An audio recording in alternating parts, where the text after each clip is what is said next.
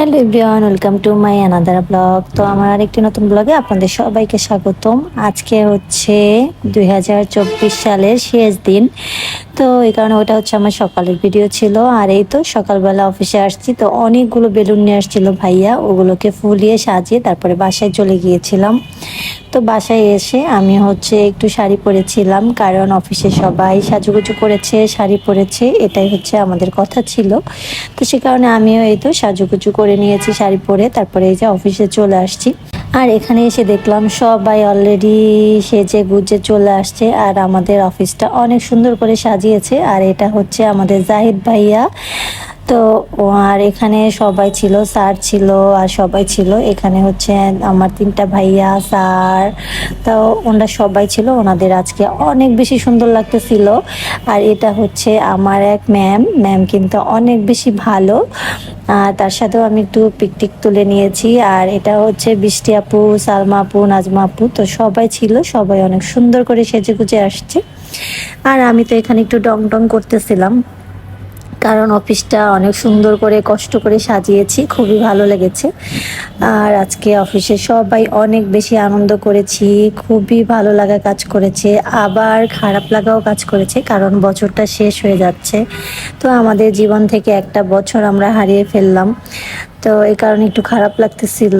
আর এদিকে হচ্ছে আমি একটু ছবি টবি তুলতেছিলাম, কারণ সবার অনেক বেশি ছবি তুলে দিয়েছি। আর এটা হচ্ছে আমাদের স্যার, তো স্যার কিন্তু অনেক ভালো। আমাদের এখানে স্যার ম্যাম সবাই অনেক বেশি ভালো, আমাদের অনেক বেশি আদর করে, খুবই ভালোবাসে আমাদেরকে।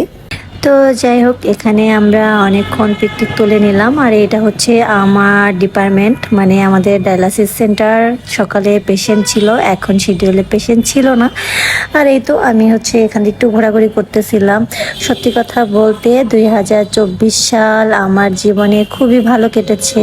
মোটামুটি দুঃখ, কষ্ট, আনন্দ, বেদনা সব কিছু মিলিয়ে আমার কাছে খুবই ভালো গিয়েছে 2024 সাল। তাই আমি খুবই মিস করতেছিলাম। সো যে দিনগুলো পিছনে ফেলে আসছি, আমরা চাইলেও কখনোই সেই দিনগুলো আর ফেরত পাবো না, সে কারণে খুবই কষ্ট লাগতেছিল।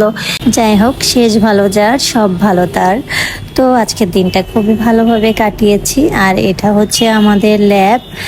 তো এখানে হচ্ছে বিস্টাপুর ডিপার্টমেন্ট আর কি। তো যাই হোক, এরপরে আমরা খাওয়া দাওয়ার এখানে চলে আসছি। আর এই যে এখানে হচ্ছে আমাদের স্যার নিজের বাসা থেকে খুব যত্ন সহকারে আমাদের কথা চিন্তা করে, আমাদের শরীর স্বাস্থ্যর কথা চিন্তা করে সে রান্না করে নিয়ে আসছে নিজের বাসা থেকে। আর খাবারগুলো অনেক বেশি মজা ছিল, আমরা সবাই খুব মজা করে তৃপ্তি করে খেয়েছি। আর বৃষ্টি আপু হচ্ছে আমার জন্য এই যে প্লেটে করে নিয়ে আসছে। তো সে আমাকে অনেক বেশি ভালোবাসে, যে কারণে এখানে আমার জন্য এগুলো সাজিয়ে নিয়ে আসছে। আর এখানে সবাই খাচ্ছিল। আর এটা হচ্ছে আমার প্লেট, আমিও এখন খাবারটা খেয়ে নিব।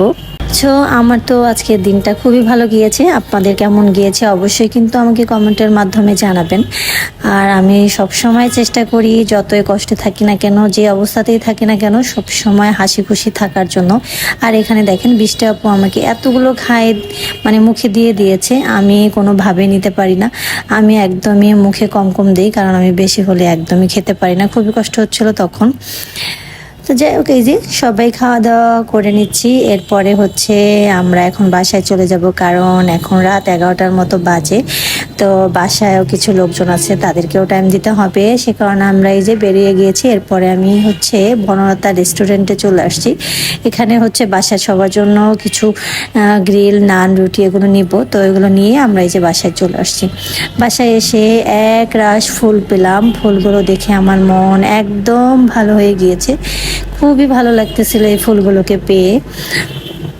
আর ফুল তো বরাবরই অনেক বেশি পছন্দ করি আমি, খুবই সুন্দর দেখতে, তাই না?